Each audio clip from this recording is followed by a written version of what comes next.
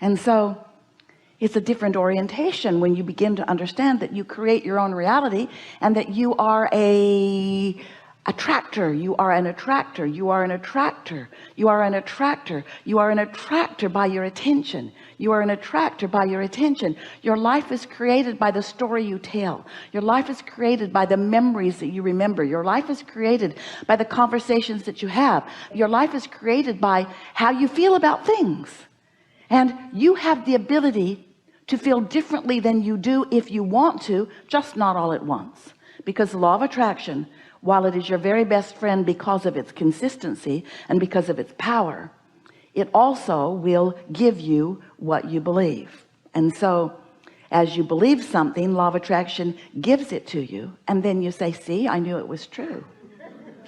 And we say, but that didn't have to be true. It's only true because you made it true for you. Well, I saw it happen to a lot of other people, so I began to suspect it might be true for me too. See there? See how it works? So we know it isn't easy to hold thoughts that are different in a world or in an environment that is thinking things, but it's why you came to this leading edge. You are brilliant creators here in this new environment, new in every moment. This combination of beings has never been before unto all of the universe. We are unique here today. And so as you find something that you can focus upon, and you feel your way to clearer and purer and less resistant thought, you're going to discover in that clarity of thought, which means in that resistance-free thought, you're going to discover elation and joy and productivity beyond anything that you have ever experienced before. It's only about you personally wanting enough to feel good, that you're willing to reach for better feeling thoughts.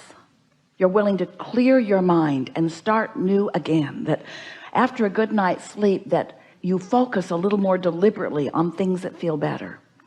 And the most important thing that we would like to awaken and activate within you today is your personal desire to feel good. Because when that is active within you, your personal desire to feel good, when you haven't given up on that, when you still want to feel good, then you can guide yourself to those awarenesses and observations that will help you to feel good. And when you do, you clarify your vibration, your point of attraction becomes non-resistant. And when that happens, oh, so many wonderful things begin to flow into your experience.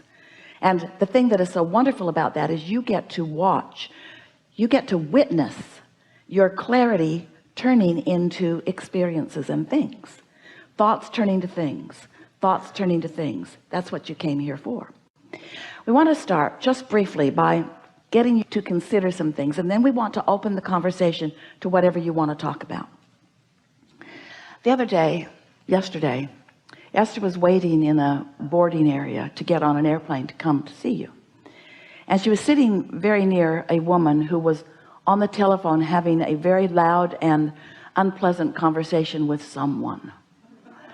Seemed like it might be her daughter. Seemed like it from the words that Esther was hearing.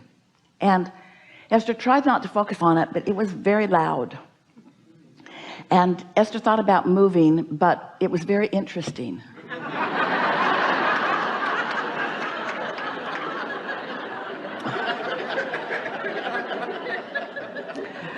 And so then the woman said, I can't get a word in. You're not going to stop talking. I can't get a word in. You're not going to hear me. I can't get a word in. I can't get a word in. I can't get a word in. I can't get a word. I can't get a word in. I can't get a word in. Shut up. Shut up. I can't get a word in. Listen to me. Listen to me. Listen to me. I hate you too. And hung up. And Esther thought, wow. And then the woman looked really sad for a little while. And Esther wanted to go over and put her arm around her and say, you know, we can only hate those we really, really love. And then Esther thought, better that I just mind my own business. And then Esther thought, too late, too late. Haven't been minding my own business. But then through the flight, Esther's thought came back to that, because coincidentally that woman was sitting right next to Esther on a flight that was pre-assigned seats. And so Esther is pondering that, wondering what she should say, if anything, and she didn't say anything. She knew that the momentum was enough that she would just evoke defensiveness. But the wonderful thing about Esther getting to overhear this is that as Esther relaxed and reclined her seat and closed her eyes, she was able to hear our comments about the subject. And we said to Esther, you know, this is the best experience that you've witnessed in a long while, that helps you to understand what we've been talking about asking and receiving. How asking the question and receiving the answer are two different modes. And that when you keep talking, when you keep thinking, when you try too hard, when you stay actively involved in solving your own problem, you're in a position where you can't hear the answer, even though we all are offering it to you on a steady, ongoing basis. It's just like this woman was screaming at her child, you've got to shut up in order to hear me. Now we want to say it nicer to you, but you've got to shut up in order to hear your inner being flowing to you, because when you ask, it is always given. But you know what? You ask and it's given, and you don't let it in. And you know why you don't let it in? Because you're so looking at what is and arguing for your limitations, or trying to explain why it is like it is, or justifying it. In other words, there's not a great expectation on the part of most humans that when they ask, it will be given. Someone should write a book about that. When you ask, it is given. Step one is you ask, and life helps you to keep doing that. And step two, it is given. But step three is you've got to be in the listening mode. You've got to be in the receiving mode. You've got to practice the art of allowing. You've got to stop your frantic explaining how it is in order to even catch a little bit of the solution. Now this mother had wisdom that she was offering, and her child even believes in the wisdom of this mother sometimes. But when you've got the vibration of a problem so active within you, that's why Esther didn't say anything. The problem was so active within her. Esther knew that anything that she might say would not be received. It couldn't be received under those conditions. This woman needed a good night's sleep, or a lot of drugs or something. In fact, Esther thought, you need drugs.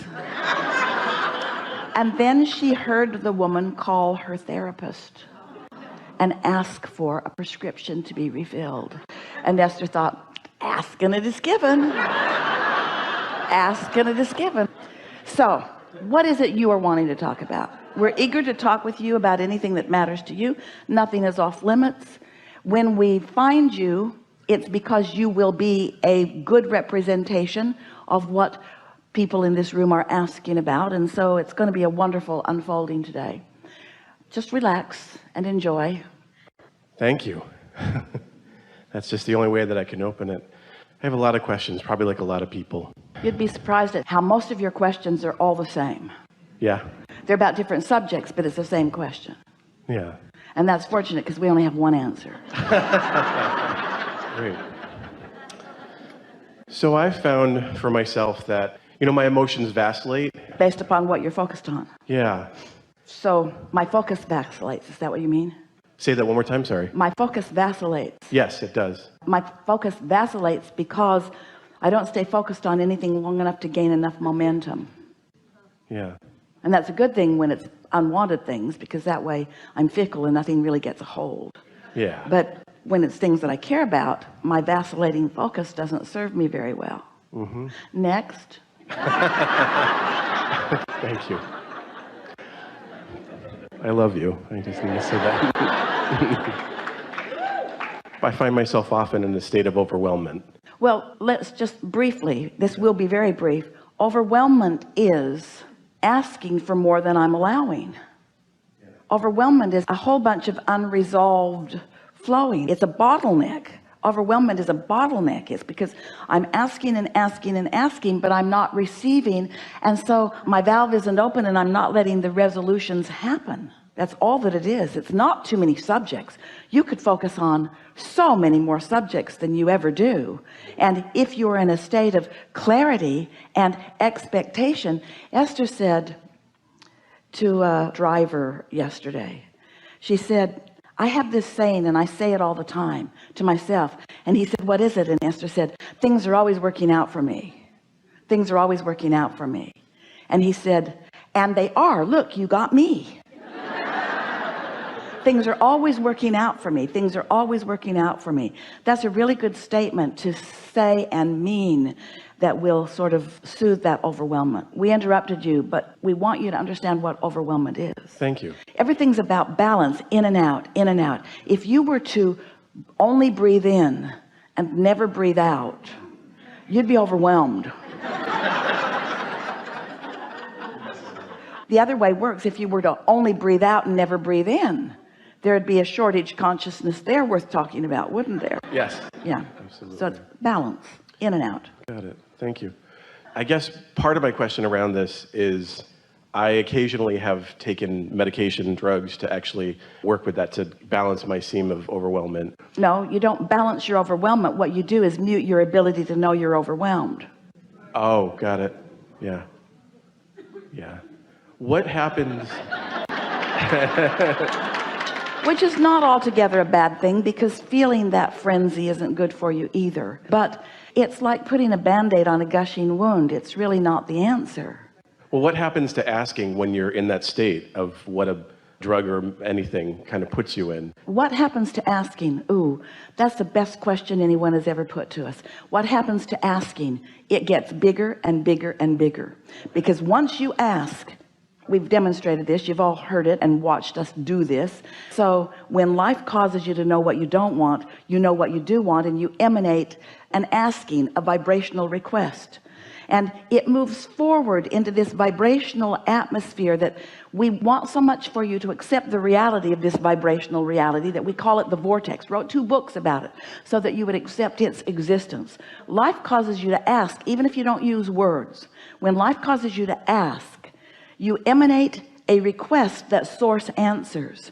And the fact that source has now answered the request, meaning source is giving undivided attention to your request. That's your inner being. That's that soul source part of you, focused relentlessly, never endingly upon what you've asked for.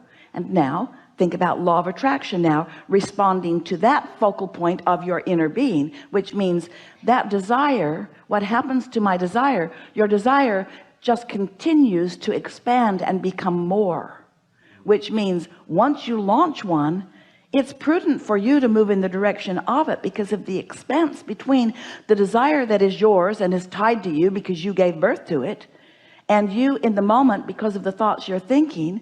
If the expanse, the vibrational difference is too great, then what happens to my desire? It gets greater and greater and greater. What happens to me if I don't move with it? I feel worse and worse and worse until I say I'm overwhelmed or depressed or afraid. I'm just taking that in. Yeah. We want you to feel the bigness of this, but we also want you to feel the ease of how easy it is really to keep up with your own desires. You just have to talk in favor of them, not against them.